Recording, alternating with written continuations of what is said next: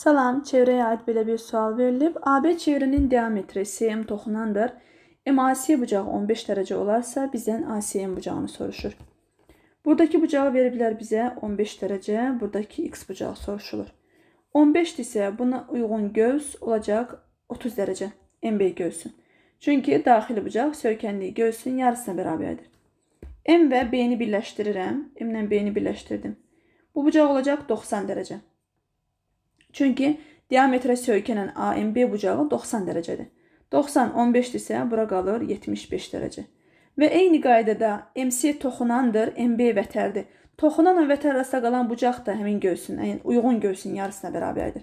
Yəni buradakı bucaq da olacaq 30'un yarısı, yəni MB göğsü 30 olduğuna görə həmin bucaq da 30'un yarısı 15'e bərabərdir.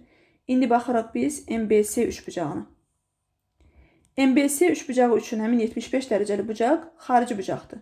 Üçbucağın xarici bucağı özünə qonşu olmayan iki daxili bucağın cəminə bərabərdir. X olacaq 65. Daha doğrusu 60. Yəni D variantı. Bu sualların davamı üçün kanala abunə olmağı və videonu bəyənməyi unutmayın. Sağ olun.